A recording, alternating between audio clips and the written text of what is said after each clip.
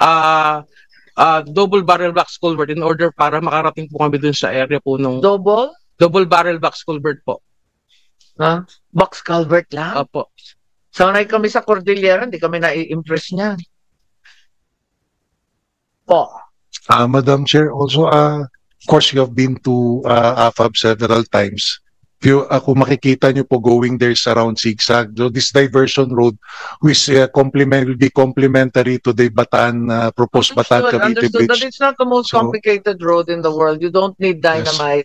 There's no I- C4, there's no I agree army. with you, Madam Ang Chair. earth moving namin sanay Yes, kami Madam dyan. Chair, So I it's not the most agree. complicated I road in agree the with world. you. Okay, It so was just anyway, nagtataka reported lang to ako me bakit by ang tagal-tagal. our engineering Okay, department. anyway, you have an authorized capital stock of 2.5 billion with an option to increase.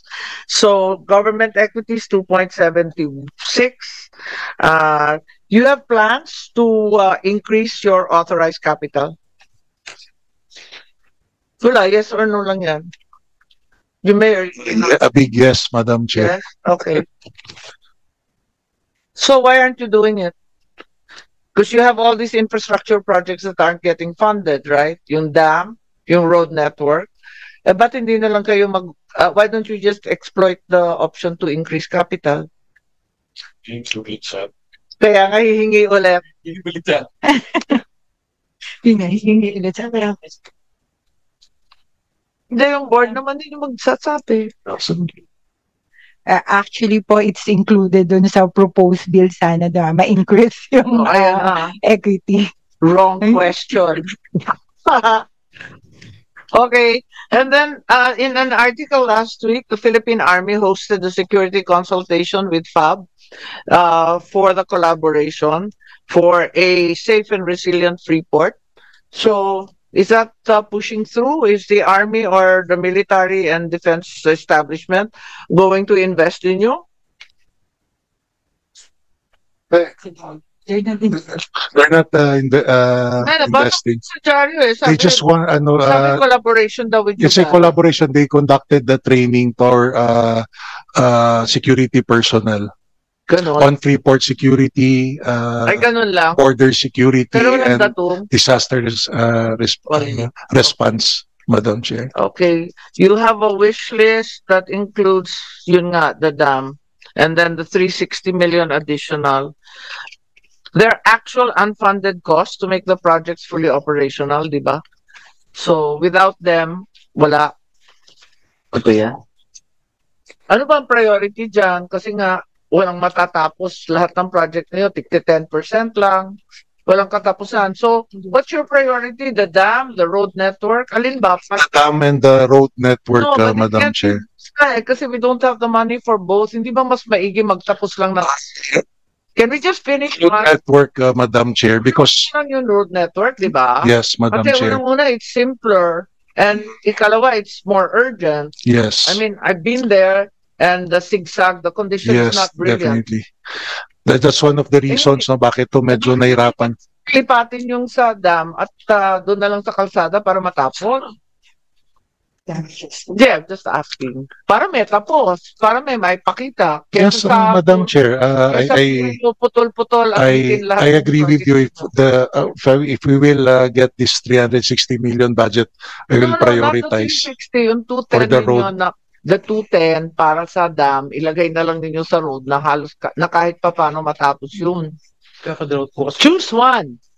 What's your priority, the dam or the road network? Para may tapos. Well, according to our engineer, the dam is more important because there's already been a damage. There's a big damage on the clay core, and it will affect our water supply. And in case of drought, water supply of APA will be greatly It's affected. the most important thing in the world if we're going to finish by 2032. Anyway, I'm just thinking that since you have limited resources, baka isa na lang ang tutukan natin para at least may tapos. Road network. Dagdagan po yung capacity ng dam natin. May water. I believe water is more important, Madam Chair. Eh di wag mo muna gawin yung road network, tiis-tiis muna. May kaya naman eh. We have We have an project in the pipeline po, yung House 4PH program namin. And that will be the access road, yung road opening. Yeah, that's the reason why I'm saying na tutukan na lang ninyo yung dam if you see that it's more important. Wala lang, suggestion lang para at least may tapos. We'll take that as Okay, thank you. consideration, So we'll Madam Chair. await your submissions on the master plan and the projected earnings and yun nga, yung sa dam at saka yung kalsada. And then, okay, thank you. Dalawa pa, 7:00 na. Wala na kaming pang-dinner, wala po kaming budget doon. Kaya tis-tis muna. Sige, okay na. Okay na sa sa Freeport ng Bataan. Dalian na lang natin. Ang aking neighborhood, Cagayan Economic Zone Authority. So yung sa CESA, okay. You are saying that Lalo Airport is fully functional. Is that correct? Yes, Katrina. Yes, it's fully functional. Okay. However, it's not really being used. Can you explain to me how that can be? Either you're using it or you're not using it. Actually, CESA is in a joint venture with a private consortium. We are the minority, so we really depend on them to actually do, and CESA has no money to give any more improvements, so we're really depending on them to do that. And then on top of that, we are using Lalo, okay, but it's more for private. We tried already getting commercial flights to come in, and there were commercial flights that came in. It's not quite finished. No, it's actually finished, but Oh. it's not it's only for daytime, because So you have no no, it's you have we no don't nighttime we have equipment. no nighttime capability. Okay. Yeah, but our runway is finished, our terminal is finished. It's gone through so many typhoons already, and we have to refurbish it. We just signed with another private company. The joint venture company signed with another private company to run the airport, and we're going to start making money out of that. All right, that's good. Yeah, that's good to hear. So our more important focus is our port. CESA has a concession agreement with a private company, but that concession will not kick in until two conditions are met: that we have a breakwater, Okay. and that we have a navigational channel and a turn. This is the airport or the No, seaport? this is now the port. Yeah, you're not talking about the Port Irene. Port Irene. seaport. That's Yes the po, seaport. seaport. So yung seaport, walang breakwater. Meron pong breakwater dati. Pero katulad po ng mga So, magagaling na past administrators na akala nila pag ginawa po ang isang breakwater, kaya niyang i-maintain yung sarili niya. We are always hit by typhoons, hence, and admittedly, I think there was a miscalculation in the way that they did the design. maybe you can just give me a status report on both the airport and the seaport. Yes po. Ano yung kulang and bakit hindi fully operational? Yes po. the Because lack it's of like- nighttime landing equipment. and Yes so po, on. kasi it's like chicken and egg. We want to diversify, Yeah, but we need the port, okay. especially now with what happened with Pigatan Bridge in Alcala. I'm supposed to have a meeting with the DOTR secretary, but I canceled it for tomorrow because they will be using Port Irene Yeah. for the barge. So we Right. really need to fix our breakwater so that will protect the whole pier. So anyway, if you can give me a some kind of master plan for the ecozone development, itong breakwater, global We will, development, site grading, backfill, blah blah blah. yes, we will Well, complete everything. Just kwan lang, just outline. Tapos yung COA report, there's accounts receivable. Meron pa tayong accounts receivable. Okay. Yeah. May I turn over to It's 84 million. Maliit lang naman, but Oo. still, sino yun?